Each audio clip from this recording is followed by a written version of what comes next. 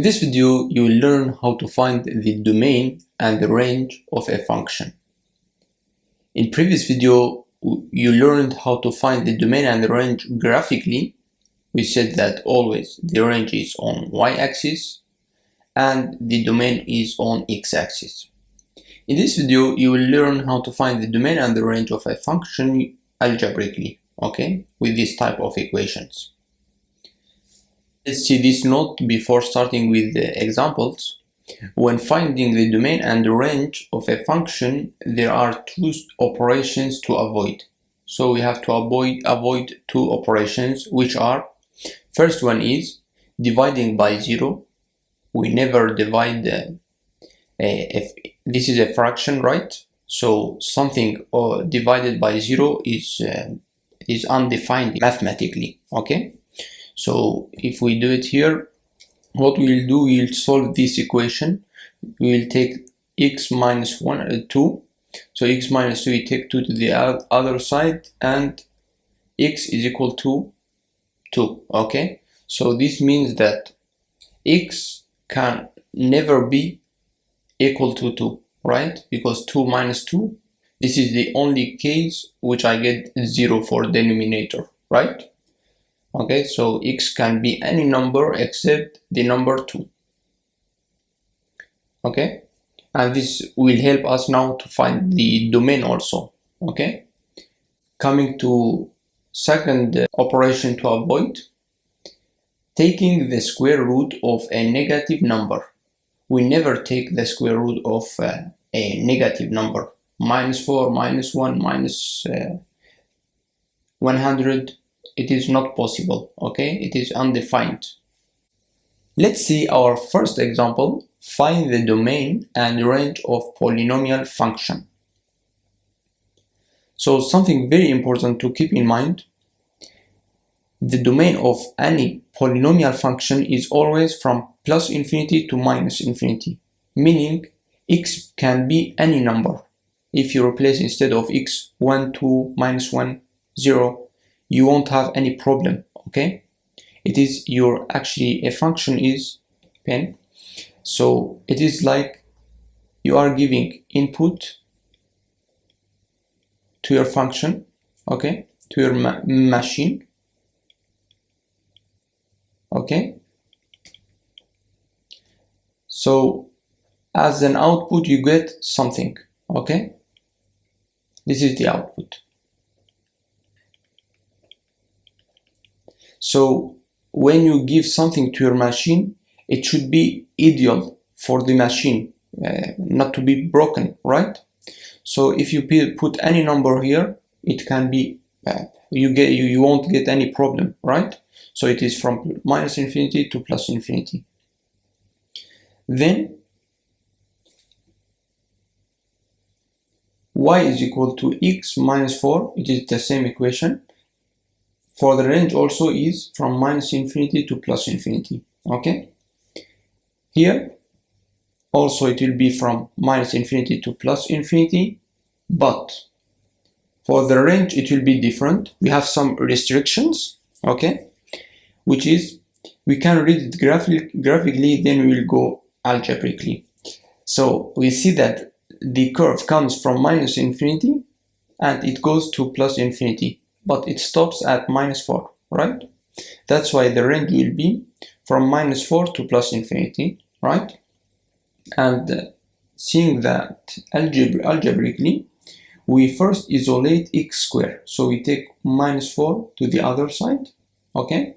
So you get y plus 4, because we took minus 4 becomes plus 4, is equal to x squared, okay? Now we recognize that x squared is always positive, right? Meaning it is 0 or 1 or bigger than, larger. So it cannot be a negative number, right? Because something squared, like for example minus 1 squared is always 1, right? That's why it will be positive also, always, or 0. Now we replace, since we said y plus 4 is equal to x squared. We replace, instead of x squared, y plus 4. Okay, so y plus 4 is bigger or equal to 0. Okay, we just replaced on instead of x squared, y plus 4. Then we just take 4 to the other side. Okay, and we get y is bigger or equal to minus 4. Okay, and that's why minus 4 is included. Let's see our second example. Find the domain and range of polynomial function. So as we said, for the domain, it is always from plus infinity to minus infinity. But for the range, we have some restrictions, and before going to the range, we'll see this. It's just, we already explained that also in previous videos. Just to remember, we said we have the domain. The domain is A, B, C, D, okay? The range is the only solutions here, okay? So the range is 1, 2, 4. 1, 2, 4.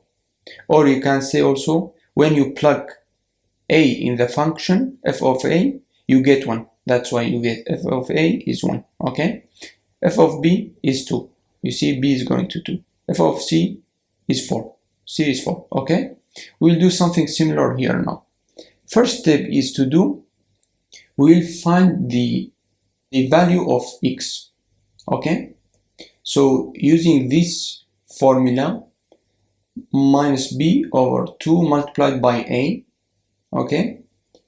We will find this formula will help to find the x value.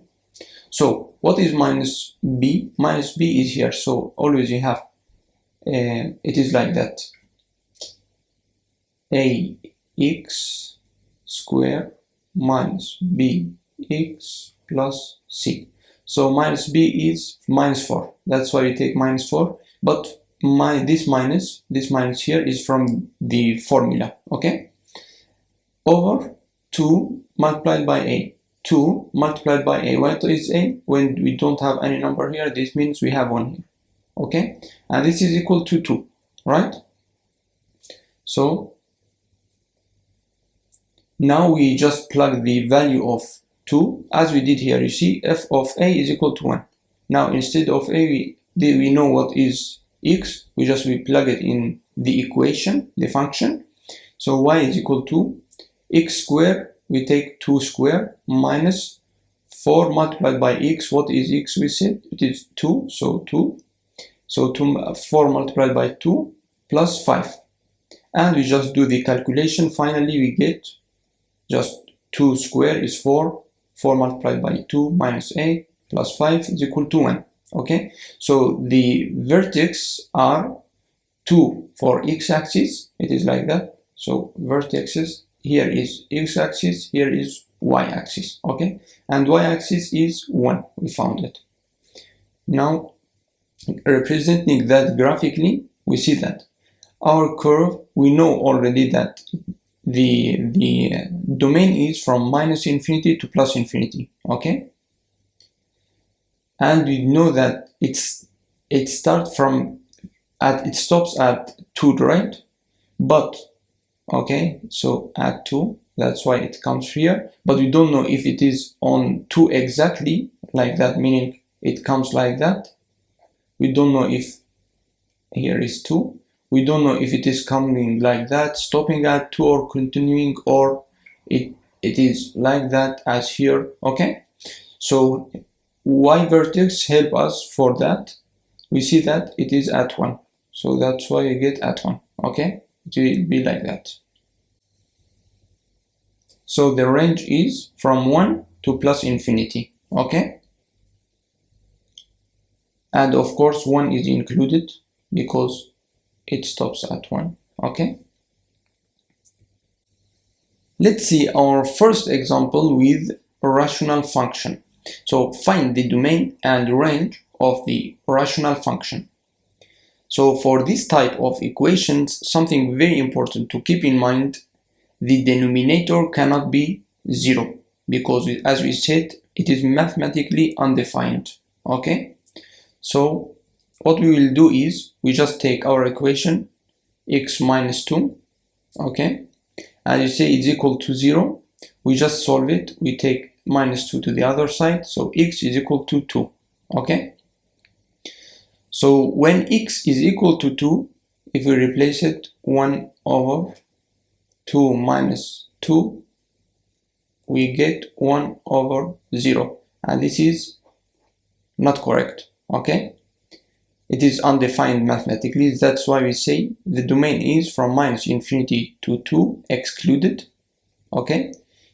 Union from 2 excluded until infinity, plus infinity, okay?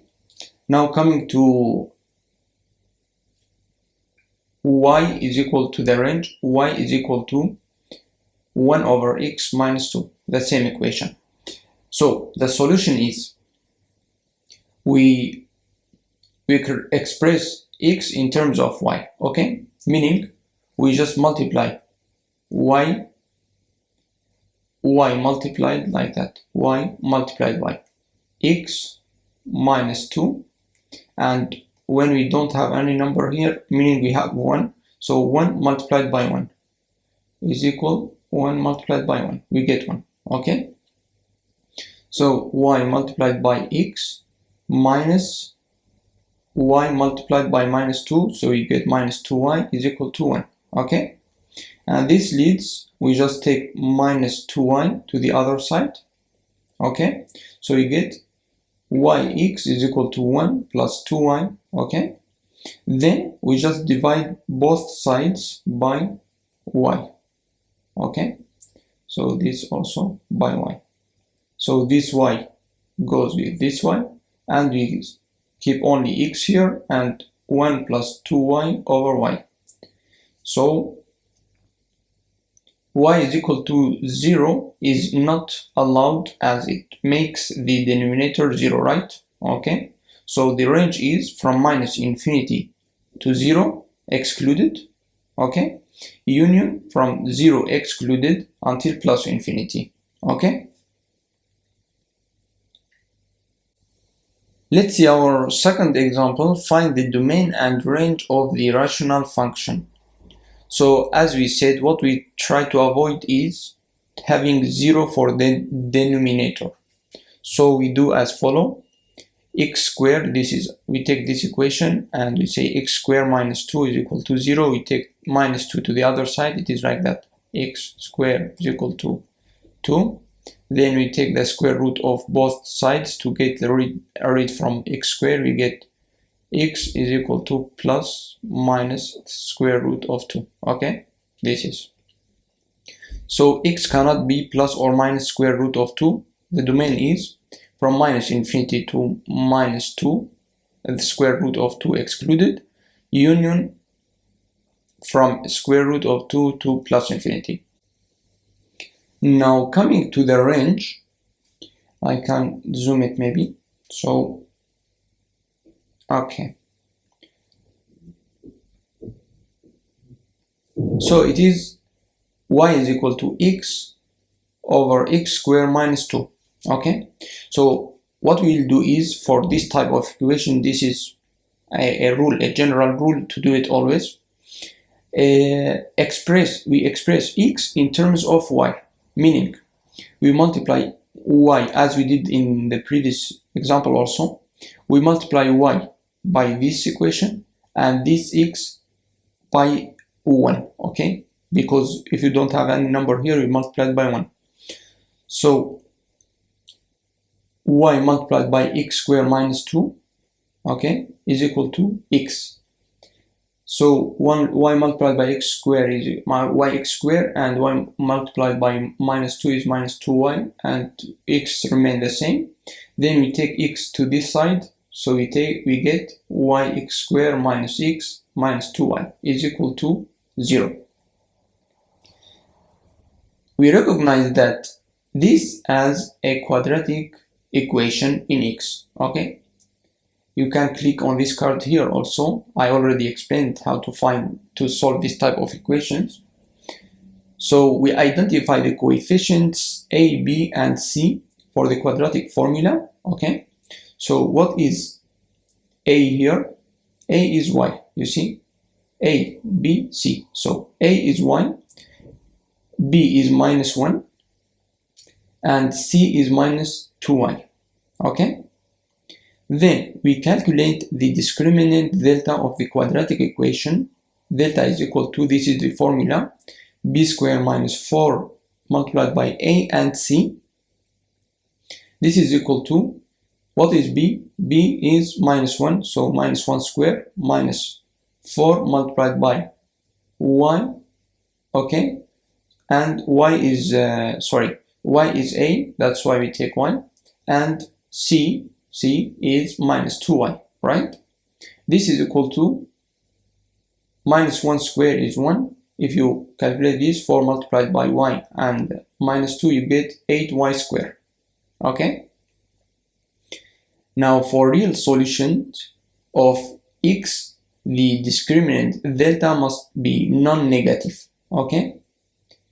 Because if you watch the video also, you see that after calculating delta, we take the square root of delta, right? That's why we said the square root cannot be negative. That's why we say this equation, this is the delta, so delta has to be bigger or equal to 0, right? So meaning it is always, since 1 plus 8y squared is always non-negative for all real numbers y, it means the discriminant is always non-negative. So the quadratic equation always has real solutions for x, meaning the range is from minus infinity to plus infinity, okay?